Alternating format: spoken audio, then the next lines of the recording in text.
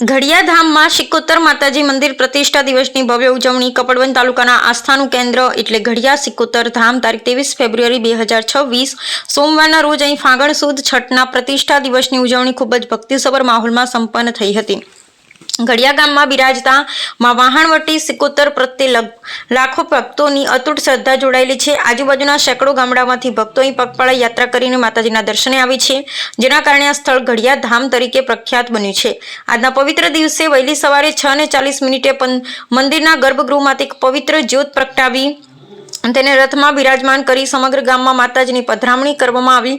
આ જ્યોત દર્શન માટે ગામના દરેક ઘર ઉત્સાહભેર તૈયારીઓ કરવામાં આવી। આ અવસરે ગામની દીકરીઓ અને માઈ ભક્તોએ મોટી સંખ્યામાં ઉમટી પડી માતાજીના દર્શનનો લાભ લીધો હતો। ભક્તિમય સંગીત અને જયઘોષ સાથે નીકળેલી આ યાત્રાએ ગ્રામીણ વાતાવરણને પવિત્ર બનાવી દીધું હતું। આ ભવ્ય મહોત્સવનું સફળ સંચાલન શ્રી વાહણવટી ટ્રસ્ટ દ્વારા કરવામાં આવ્યું હતું।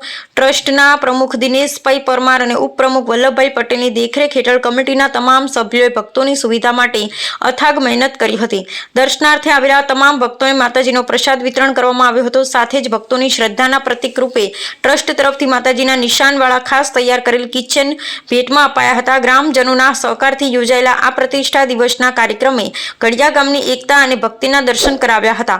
મોડી સાંજ સુધી મંદિરમાં વિવિધ ધાર્મિક અનુષ્ઠાનો ચાલુ રહ્યા હતા। અંતે સૌ ભક્તોએ મા સિકોતરના આશીર્વાદ લઈ સુખ શાંતિની પ્રાર્થના કરી। આ ઉત્સવથી માત્ર ઘડિયા ગામ જ નહીં પણ સમગ્ર તાલુકામાં ભક્તિનો પવિત્ર પવન ફૂંકાયો હતો। વિજયસિંહ સોઢા પરમાર।